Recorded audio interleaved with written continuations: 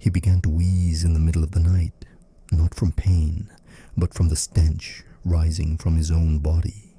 The pillow had to be replaced before dawn.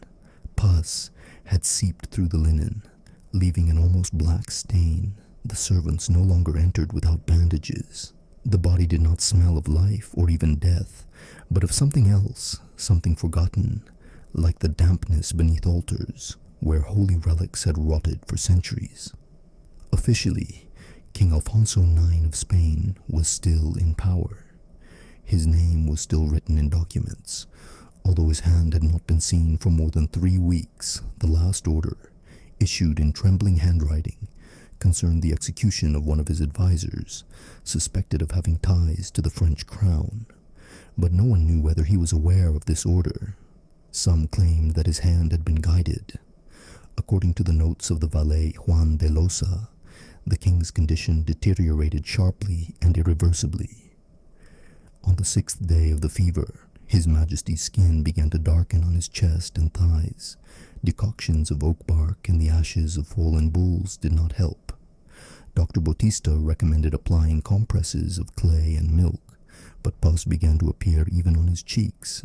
By the beginning of the 4th week, the disease had taken on an unholy character.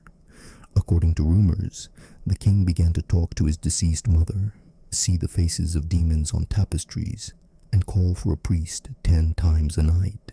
Those around him noticed that his body was not so much losing weight as shrinking. His skin was falling away from his muscles. His nails fell off when his bandages were changed. His eyelids were stuck together. At the same time, the struggle for the regency intensified. The eldest son from his first marriage, Infante Rodrigo, demanded access to his father. He was not allowed in. Chancellor Martinez spoke on behalf of Alfonso himself, claiming that the monarch is of sound mind, although suffering from temporary weakness. In secret, however, the guards were ordered not to allow priests, relatives, or even doctors to approach the body without Martinez's consent. Inquisitor Don Luis de Sarraza, who visited the monarch's bedside on secret orders, later recorded the following in his report. I almost lost consciousness. The stench came not only from the body, but it seemed from the very flesh of the walls. I saw His Majesty's skin peeling away from his stomach. It was swarming with worms. He was conscious, but did not speak. He only whispered prayers, staring at the ceiling. I tried to touch his forehead, but I was stopped. The skin was slippery and burst when pressed. The servants who still dared to enter later claimed that they saw rats crawling across the floor at night, and no one dared to chase them away. They were considered messengers from hell. Once, one of them crawled under the bed, and the king cried out for the first time in 3 days. The official physician suggested cutting open the abscesses with a scalpel, but after the procedure, the contents spilled out with such a stench that 3 people lost consciousness. The report of the doctor on duty stated, His Majesty's flesh exuded a liquid resembling rotten marinade in consistency and smell. We were unable to determine its origin. At the same time, the monarch's forehead remained dry and cold.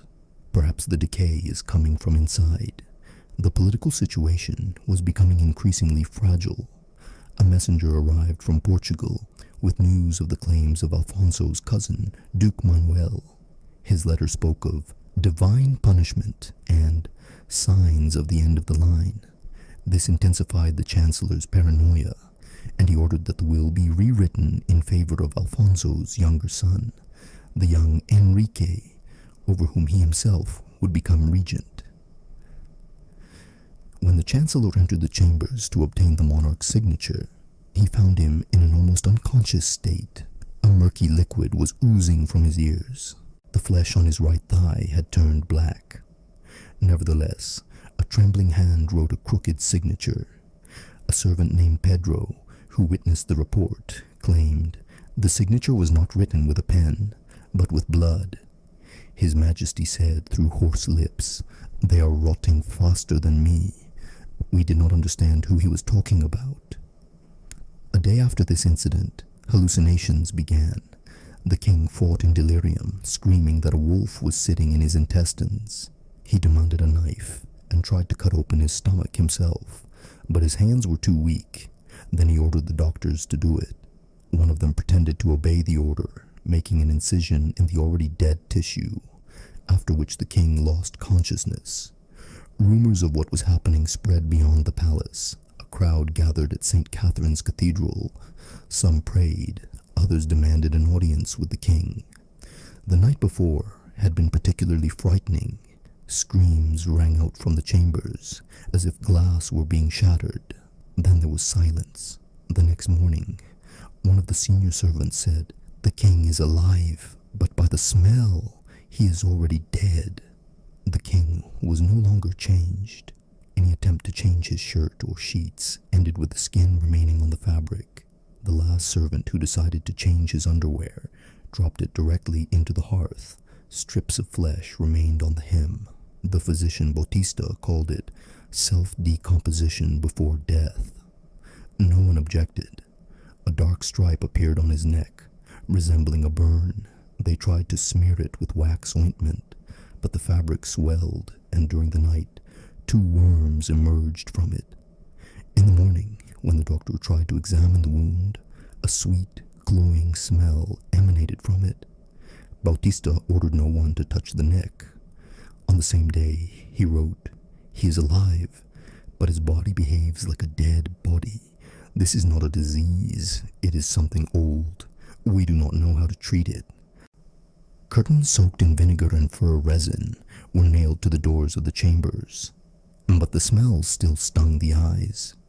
The guards standing at the doors were changed every 40 minutes. People came out with red faces and headaches. One of them, Hilario del Toro, resigned on the spot without taking off his gloves.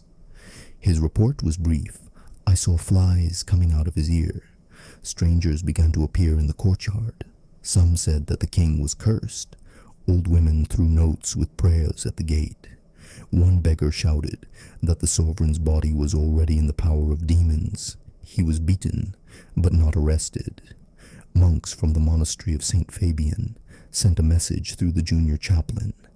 If there is no purification ritual, the stench will spread throughout the city."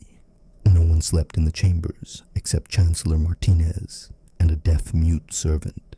The other servants refused to enter under various pretexts. Father Rufino, who had served at court for 20 years, asked 3 times to be allowed to enter with his prayers. He was only allowed in on the 4th day, when the king cried out, "They are burning me! They are inside!" Later, Rufino refused to describe what he had seen. He only said, "I no longer serve the living." Meanwhile, panic was growing in the capital. Rumors began to spread in the markets that the king was dead, but his body was not being removed out of fear. In letters found later in the archives, Duke Linares wrote, "The supreme power has rotted away. They are afraid to admit that the throne is empty. The stench has reached the council. It is not the stench of a corpse, but the stench of fear." The monarch's physical condition deteriorated with each passing day. His temperature did not drop below 40 degrees. His pulse was weak and irregular. A honey-like liquid flowed from his eyes. His stomach swelled and became hard. Cracks appeared on his feet. Small white worms began to emerge from under his fingernails. The military doctors, called in for an emergency autopsy, wrote, "The skin is peeling off in layers. We are no longer treating him. We are observing the decay." One of the guards standing outside the bedroom reported under oath, "I heard him wheezing, as if he were breathing in mud. Sometimes the bed creaked, as if someone were crawling under it." Chancellor Martinez locked himself in his room. From the memoirs of one of the clerks, his eyes were bloodshot. He said he could feel death at the door. He no longer gives advice, he prays. The Queen Mother, who had previously been deprived of influence, began to arrange meetings with the dukes. She demanded to be allowed to see her son, but was refused. In response, she ordered the emergency exits from the palace to be blocked. One of her courtiers later wrote, "If the throne is empty, it must be cleared. We cannot wait for the worms to come out with a proclamation." Foreign ambassadors, French, English, Venetian, requested proof that the king was alive. They were given a handwritten letter signed by someone else. The ambassadors refused to accept it as genuine. On the night of the 13th to the 14th, the guards left the front corridor. The rooms were sealed. The physician Bautista, who came out of the bedroom with his sleeves rolled up to his elbows, said, "The heart is still beating, but everything else is dead." The next day, the sky above the palace was filled with smoke. The residents of the neighborhood smelled decay. Rats, which had not been seen in the corridors for a long time, began to appear in the basements. But death had not yet come. He could not speak. His mouth was parched and cracked. His lips were chapped and covered with black crusts. When the doctor tried to moisten them with a decoction, the skin peeled off along with his mustache. His tongue turned purple, then gray. An attempt to stick a piece of sponge inside ended in a fit of vomiting. The king choked on his own mucus. His urine stopped flowing. His belly swelled even more, and when touched, it made a dull, hollow sound. When they tried to wipe him again, a liquid the color of old blood gushed from his groin, mixed with flakes of tissue and pus.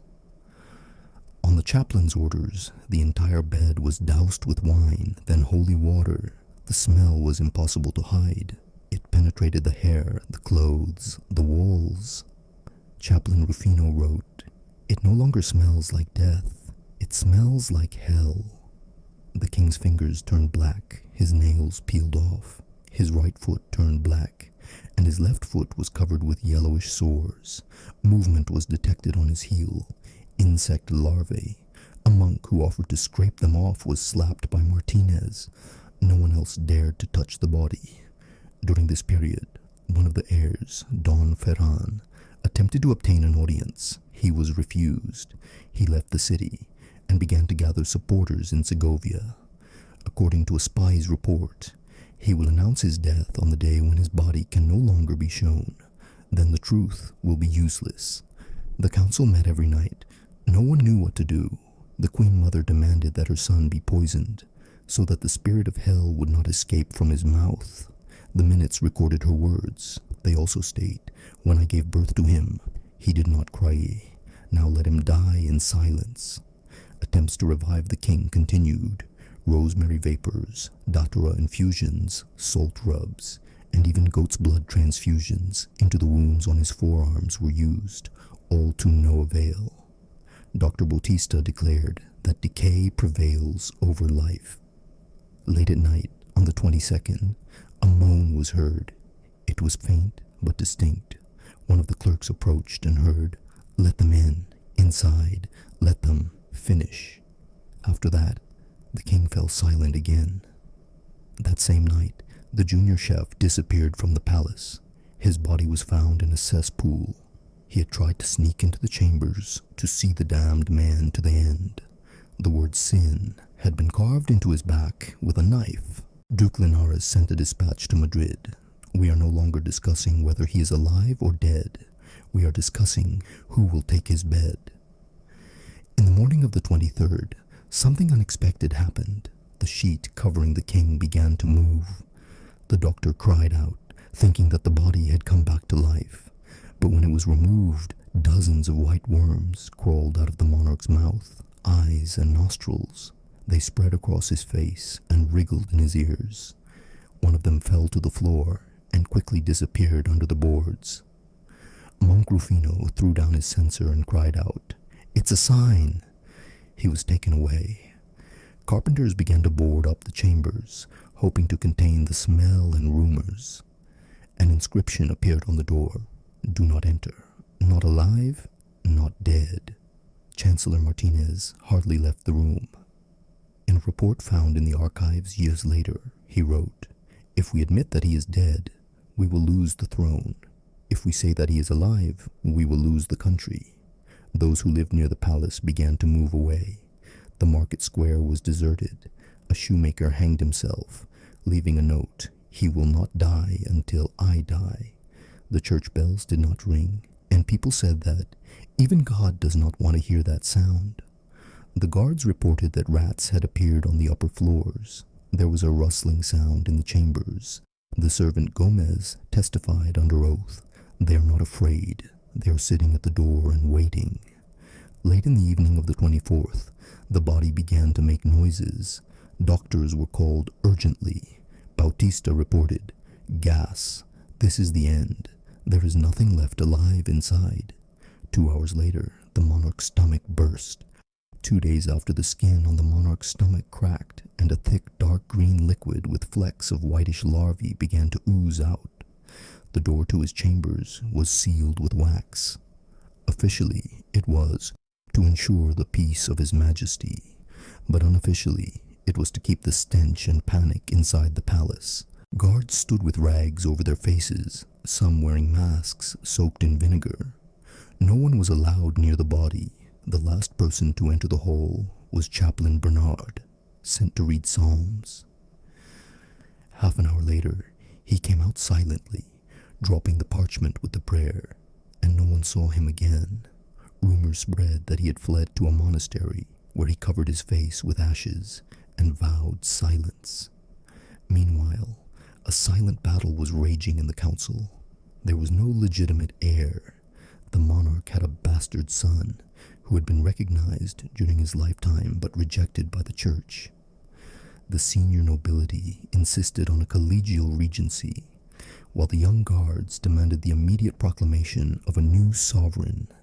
The will had not been signed. The parchment with its draft lay on the chancellor's desk, next to a bloodstain. The body was decomposing rapidly. The medic Giro reported, "The temperature in the chambers is high and the flesh has rotted to the bone. The rib cage is exposed. The organs are swollen. Worms are coming out of the mouth. This does not require embalming but cremation."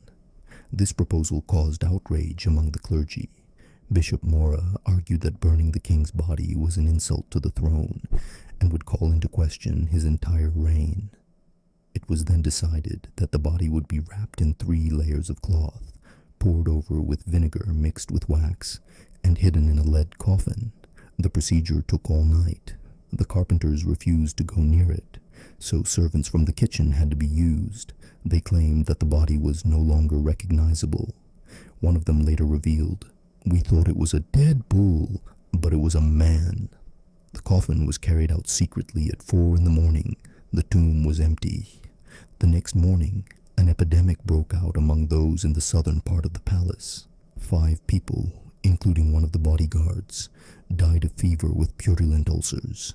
The body was buried in the backyard of the monastery of Saint Guillaume, in ground, sprinkled with salt and lead. The grave was not marked. Meanwhile, rumors spread throughout the capital. People claimed that the king did not die, but rotted because he was excommunicated from the church, that snakes came out of his mouth, and that bite marks were found on his body. Peasants began to ring bells at night.